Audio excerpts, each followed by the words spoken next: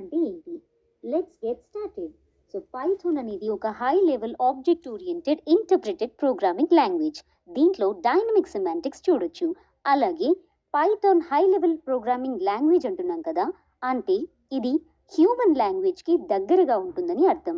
అలాగే లో level languages for example assembly లేదా మెషిన్ కోడ్ వంటి వాటి కంటే చాలా ఈజీగా ఉంటుంది. లెవెల్ లాంగ్వేజెస్ అనేవి రాయడానికి ఇంకా చదవడానికి చాలా ఈజీగా ఉంటాయి. అలాగే ఇవి హయ్యర్ లెవెల్ ఆఫ్ అబ్స్ట్రాక్షన్ని కలిగి ఉంటాయి. సో తర్వాత మనం ఆబ్జెక్ట్ ఓరియంటెడ్ ప్రోగ్రామింగ్ అని అనుకున్నాం. అంటే ఇది రియల్ వరల్డ్ ఎంటిటీస్ని మోడల్ చేయడానికి క్లాసెస్ని ఆబ్జెక్ట్స్ని ఉపయోగిస్తుంది. ఆబ్జెక్ట్ ఓరియంటెడ్ ప్రోగ్రామింగ్ అనేది ఒక ప్రోగ్రామింగ్ పారాడిమ్. ఇందులో ఆబ్జెక్ట్స్ని వాటి ఇంటరాక్షన్స్ని ఉపయోగించి అప్లికేషన్స్ని అలాగే ప్రోగ్రామ్స్ని డిజైన్ చేస్తారు. తరువాత పైథాన్ అనేది ఇంటర్ప్రిటెడ్ లాంగ్వేజ్ అని చెప్పొచ్చు. అంటే కోడ్ అనేది రన్ అవ్వక ముందు మెషిన్ ద్వారా కంపైల్ చేయబడకుండా లైన్ బై లైన్ ఎగ్జిక్యూట్ అవుతుంది. సో దీనివల్ల ఇది మనకి ఫాస్టర్ డెవలప్మెంట్కి ఉపయోగపడుతుంది. అలాగే చాలా ఫ్లెక్సిబిలిటీని ఇది అలౌ చేస్తుంది. కాకపోతే దీంట్లో ఒక చిన్న డ్రాబ్యాక్ ఉంది. అది ఏంటంటే కోడ్ అనేది స్లోగా రన్ అవుతుంది.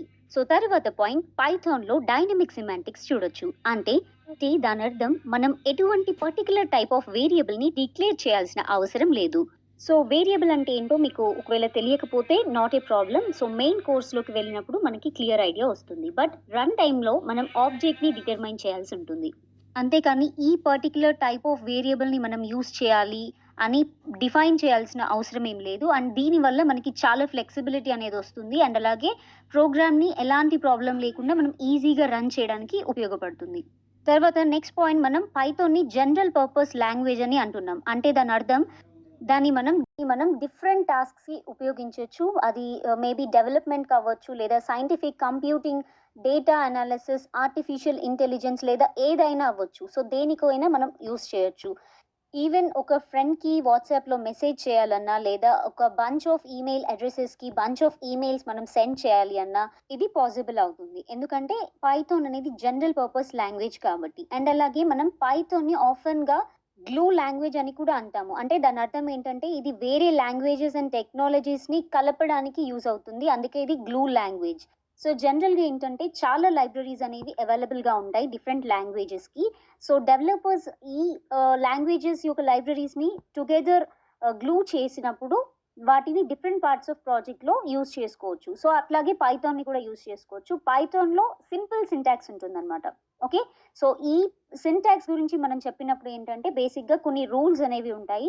రూల్స్ అండ్ రెగ్యులేషన్స్ అనేవి మనము పైథాన్ని యూజ్ చేసేటప్పుడు ఫాలో అవ్వాల్సి ఉంటుంది. బట్ అవి చాలా సింపుల్ అండ్ ఈజీ. సో దీనివల్ల ఏంటంటే మనకి పైథాన్ అనేది చదవడానికి అండ్ అలాగే నేర్చుకోవడానికి యూజ్ చేయడానికి చాలా ఈజీ. అండ్ పైథాన్లో బేసిక్గా మనం ఇండెంటేషన్స్ని యూజ్ చేస్తాము. సో ఇండెంటేషన్స్ అంటే ఏం లేదు, జస్ట్ స్పేసెస్ అన్నమాట. మనం కోడ్ యొక్క లైన్స్ ఇస్తాం కదా, దాంట్లో బిగినింగ్లో ఉండే స్పేసెస్. అండ్ అలాగే వీటిని కోడ్ బ్లాక్ కోసం కూడా యూజ్ చేస్తారు. ఓకే, సో అందుకోసం మనం కర్లీ బ్రాకెట్స్ని లేదా కీవర్డ్స్ని ఉపయోగిస్తాము. సో దీనివల్ల ఏంటంటే మనకు వర్క్ అనేది ఈజియర్ అవుతుంది. సో ఫైనల్గా ఏం చెప్తున్నాము, ఇందులో లైబ్రరీస్ అండ్ మాడ్యూల్స్ చాలా ఉంటాయి. సో పైథాన్లో థర్డ్ పార్టీ లైబ్రరీస్ అనేవి చాలా అవైలబుల్గా ఉన్నాయి. అండ్ ఈ లైబ్రరీస్లో ప్రీ రిటర్న్ కోడ్స్ ఉంటాయి. సో ఈ ప్రీ రిటర్న్ కోడ్స్తో మనం కామన్ టాస్క్స్ ఏవైనా సరే పర్ఫామ్ చేసుకోవచ్చు. సో ఫర్ ఎగ్జాంపుల్ మనం ఒక డేటాబేస్ని కనెక్ట్ చేయాలంటే యూజ్ అవుతుంది. అండ్ అలాగే ఒక ఈమెయిల్ సెండ్ చేయాలన్నా, లేదా ఒక XML ఫైల్ని పార్స్ చేయాలన్నా, సో దీన్ని మనం యూజ్ చేసుకోవచ్చు. సో ఇవన్నీ కూడా మనం పైథాన్ ప్రోగ్రామ్లో చేసుకోవచ్చు. సో తర్వాత పైథాన్ యొక్క ఫీచర్స్ ఏంటో చూద్దాం. సో ఫస్ట్ మనం ఏం చెప్తున్నాం, పైథాన్ అనేది యూజ్ చేసుకోవడానికి ఫ్రీ అన్నమాట. So free to use and open source. అంటే దాన్ని మనం యూజ్ చేసుకోవచ్చు, మోడిఫై చేయొచ్చు, అలాగే ఫ్రీ ఆఫ్ కాస్ట్లో డిస్ట్రిబ్యూట్ కూడా చేయొచ్చు. సో దీనివల్ల ఇది చాలా మంది యూజర్స్ ఇంకా డెవలపర్స్కి యాక్సెసిబుల్గా ఉంది. అండ్ అలాగే తర్వాత ఈజీ టు కోడ్. అంటే దాని అర్థం దీన్ని మనం చాలా ఈజీగా నేర్చుకోవచ్చు అండ్ అలాగే కోడ్ చేయొచ్చు. ఒకవేళ మీరు బిగినర్ అయినా కూడా ఇది ఒక చాలా అమేజింగ్ లాంగ్వేజ్ అని చెప్పొచ్చు. ఎందుకంటే మనం ఇందాక చెప్పినట్టు ఇండెంటేషన్స్ని, కర్లీ బ్రాకెట్స్ని బదులు ఇండెంటేషన్స్ని యూజ్ చేసి మనం కోడ్ చేయొచ్చు. సో దానివల్ల ఏంటంటే మనం ఈ ఎక్కువ బ్రాకెట్స్ని మన ప్రతి కోడ్లో యూజ్ చేయకుండా అదర్ లాంగ్వేజెస్లో లాగా సింపుల్గా మనం కోడింగ్ అనేది చేయొచ్చు. అండ్ అలాగే ఇది ప్రోగ్రామ్ని మనం రీడ్ చేయడానికి కూడా చాలా ఈజీగా ఉంటుంది. సో సెల్ఫ్ ఎక్స్ప్లెనేషన్ అనేది పాసిబుల్ అవుతుంది ఇందులో. సో ఇది ఇవాల్టి సెషన్. Thank you.